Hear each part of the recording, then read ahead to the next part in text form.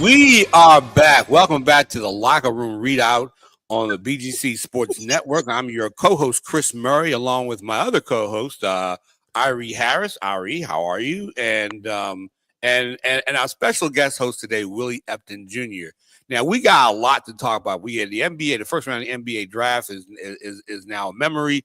But before we get to all that, we got to pay some bills. Are you looking for a relaxing getaway where you can play all day and escape the tedious grind of life? Then plan your getaway today at Lakecrest Casino and Hotel, Ardmore's premier gaming destination, and let the winning begin. Featuring more than 1,000 of the latest games, plus an array of amenities, including an incredible restaurant, exceptional retail experiences, and a resort-style pool. Lakecrest offers everything you need for an unforgettable escape and a winning experience. Book your stay today and go all in on one of the area's most exciting destinations, Lakecrest Casino and Hotel. Visit lakecrestcasino.com. That's lakecrestcasino.com. So, gentlemen, we get into the NBA draft. Not a lot of surprises necessarily. And there's been a lot of trades. And so I just want to ask you guys, what do you think? Was there anything surprising about this draft? Starting with you, Irie. Cooper Flag is to Dallas. You had Dylan Harper, headed to the San Antonio Spurs. And then the Philadelphia 76ers picked up VJ Edgecombe, which was kind of a surprise, but go on. So, Irie, talk about this first round of the draft, along with the other trades that went down as well. I'd say the one surprise off top was Utah drafting Ace Bailey. We understand Ace made it publicly known regarding his preferred destinations, and one of those was not the Sixers, who did hold the third overall pick and were in multiple mock drafts predicted to choose Ace Bailey. That did not happen. They went with VJ, and so Ace fell down to fifth. There have been reports saying that Utah did not want to draft Ace, but they did so anyway just because, which I did think was interesting. Ace is a very good player, All-American in high school, one of the top freshmen in the nation during his time at Rutgers. Really showed flashes and promise of what he can be. But I do find it funny because when I think about the Utah Jazz, and forgive me if there's other better examples that I could use, but they're pretty much doing their best impression of like the Blazers from 1990. They got about 5 guards on this team that could all play. Isaiah Collier, Colin Sexton, Keontae George, Jordan Clarkson, and then you add on Ace Bailey. And furthermore, if we really want to add it to it, we could probably say 6, because then later on, in the draft, they went ahead and got Walter Clayton Jr. They traded for him from Washington. So these guards are there. So that was the one surprising thing to me with the drafting of Bailey and then Clayton. Almost as though they're just it's almost. It's like they're just throwing darts, wondering who their next best guard will be or their next best backcourt will be for the franchise. That was most surprising to me off top. And Willie, what about you? Dallas. I'm sure everybody in Dallas likes the Cooper Flag pick, and that also Kyrie Irving, got out of his option and now and is going to sign a deal for 3 years. And put him along with Anthony Davis, Cooper Flag, and Kyrie Irving. Are the Mavericks back in the conversation in the Western Conference?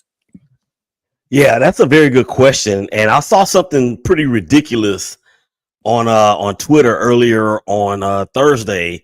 Somebody said, or they asked the question, if Cooper Flag wins the NBA championship this year with the Dallas Mavericks, does that automatically make him the second best player in Mavericks history?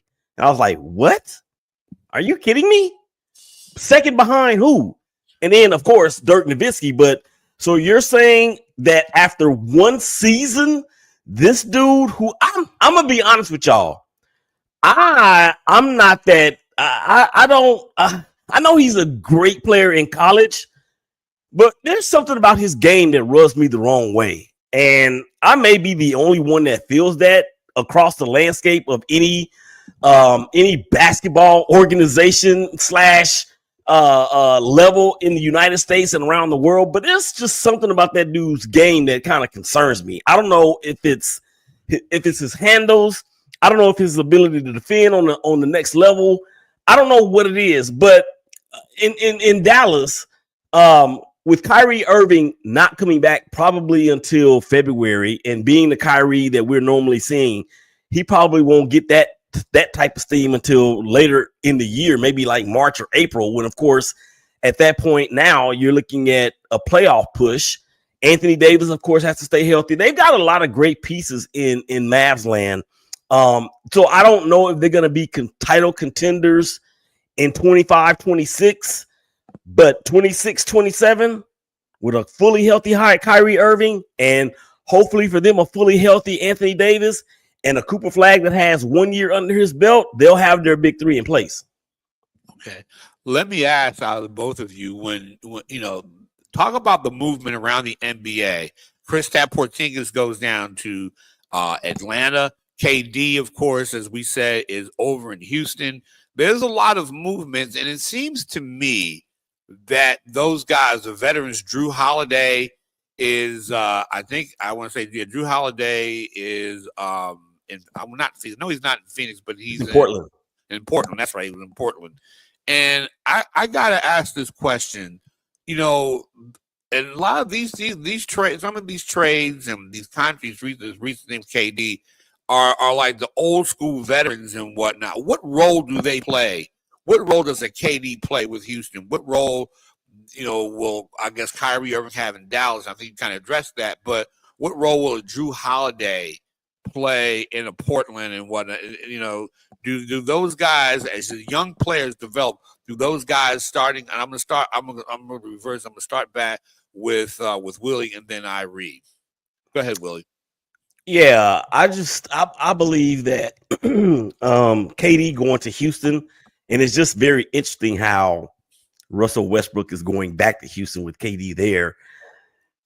At this stage of Kevin Durant's career, just let the man ball. He's already said that's all he wants to do is ball. Drew Holiday going to Portland. I'm pretty sure if he is there or if he's going to stay there, don't know if they're going to buy him out or what. But if you guys remember, he was traded to the Trailblazers from the Milwaukee Bucks, and then they wound up sending him to Boston. So he's like, oh my gosh, they just sent me to the armpit of the NBA. But the thing is that they have some pieces out there in Portland too, and he could be that veteran presence. But for the flip side, I think that move, and I understand they're trying to get out of the luxury tax, Boston is. Right. But that move kind of reminds me of what they did with Marcus Smart. We know that Marcus Smart was the heart and soul of that team. Well, Drew Holiday is the heart and soul of that team as well. So it's going to look a lot different in the Eastern Conference as a whole, but in Boston in particular, and then in Houston with KD, Russ, and all of the rest of the guys they have out there, Fred VanVleet, who has the greatest name in the history of sports, in my opinion. They are building something quietly in Houston, but a lot of that is going to depend on how healthy and how Russ and KD are going to be able to play together. Irie?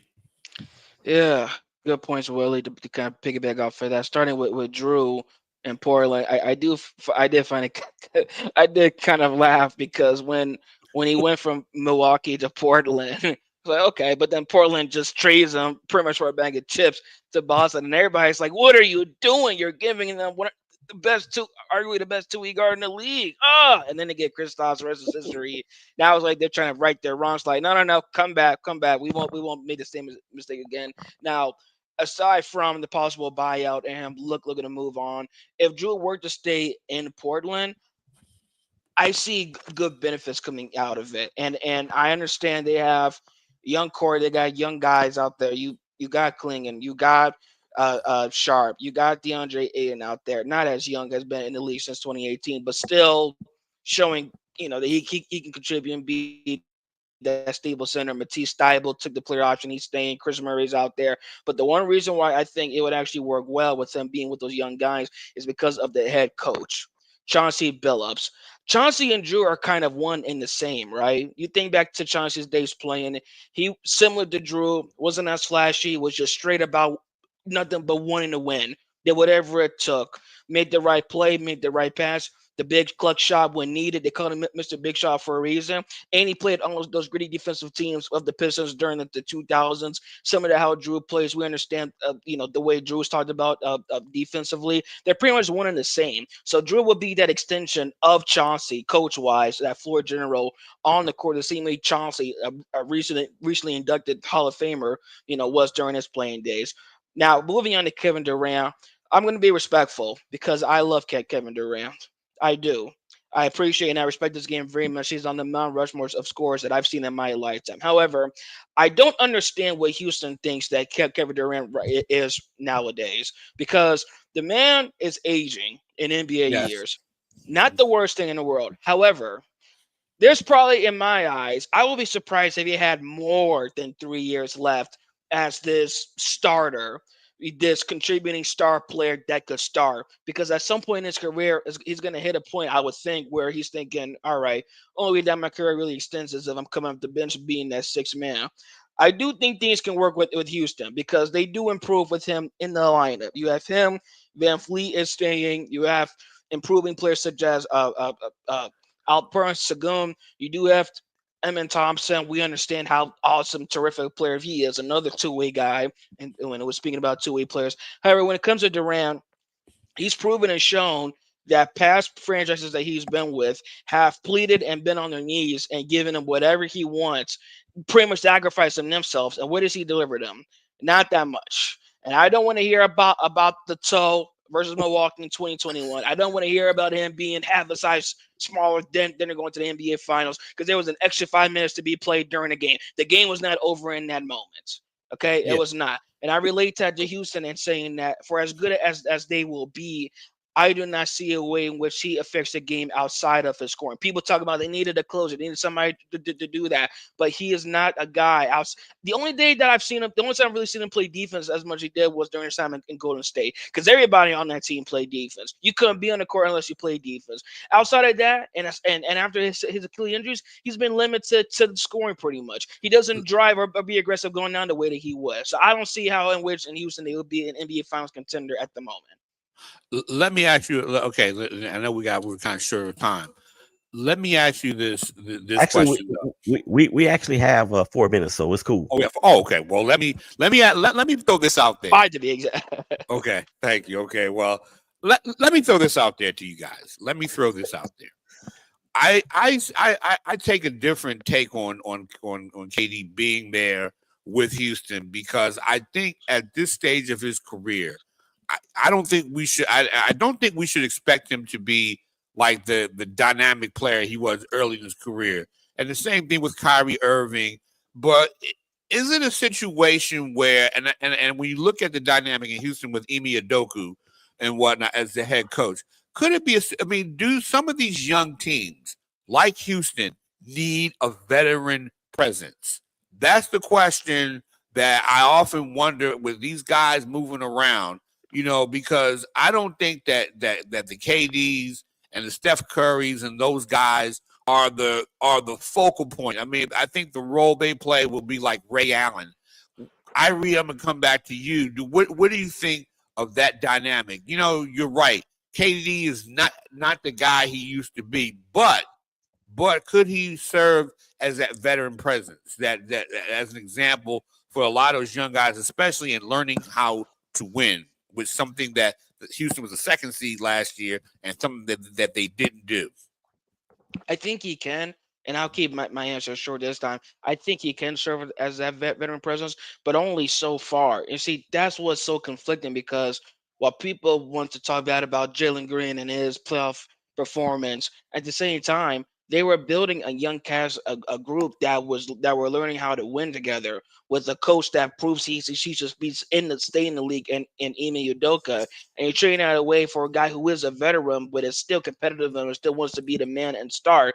If you want a veteran, you're gonna have to get a guy like a Trey Rollins, like a Udonis Haslam, somebody, or a Jared Dudley, somebody that's not gonna play much but is there primarily to be the veteran for the guys. Somebody also that has won, a glue guy That I would say will be the preferred veteran to go to compared to a Kevin Durant right now. I'm not saying he can't be a veteran, but the full capacity and capability of being a veteran for this young squad that's learning how to win, he's not that guy. What about you, Willie? Do you feel the same way, or do you look at it in a different way? Yeah, I tend to side with the YG right there, because Kevin Durant is what, 36, 30, 37 years old, 87. and whatever age he is, he ain't the KD that was in Golden State. But what I'm saying is that Kevin Durant, aside from being in Golden State, when has he really had a realistic possible run to the NBA Finals, other than Golden State and then that 1 year in Oklahoma City where they lost to Miami? He hasn't. Right. He hasn't. Right. And I just for KD, I just don't think he's not a leader whatsoever. All he wants to do is play ball. But now he's at the age of his career where, dude, you gotta lead some young troops. Yeah. I would tend to agree with that. I agree that, at this point in his career, because like I said, there's a changing of the guard around the league and whatnot. There's this dynamic now. You got young guys, Anthony Edwards in Minnesota and Shai Gilgeous-Alexander, and I want to ask you guys, and this question regarding, is this changing of the guard complete now? You got all these great players, John Morant. You got Anthony Edwards. You got Shai Gilgeous-Alexander, and whenever he gets healthy, Tyrese Halliburton. Are we at that point? Is the changing of the guard complete? Willie, I'll start with you. I'm gonna just answer it. I'm gonna answer it this way. Yes, it is. Mm-hmm. Okay, Irie. Yes, it is. Okay. Copycat. Okay. I've spoken enough this segment. I'm trying to keep it brief each time. You did. Yeah, I feel you. Okay. And one. Okay, so as we bring this segment to an end and whatnot, what do you think is the big? And we got about 15 seconds. Who do you think is going to be the best in this draft? Who do you think is going to make a difference right away in this draft? Real quick. Right. I had no idea. That's my answer. Go ahead, Irie. I'll top say Derek Queen being traded from Atlanta to New Orleans. New Orleans can use that presence down low. Somebody young, somebody ready to play, somebody who's not afraid to take the shot at the end of the game, as he showed during his time at Maryland. I'll say that. Who do you think, Chris, as we have 10 seconds left? I'm going to go with Derek Queen, because I could be only because he's from Maryland and he's a heck of a player. I'm from Baltimore. That's true, too.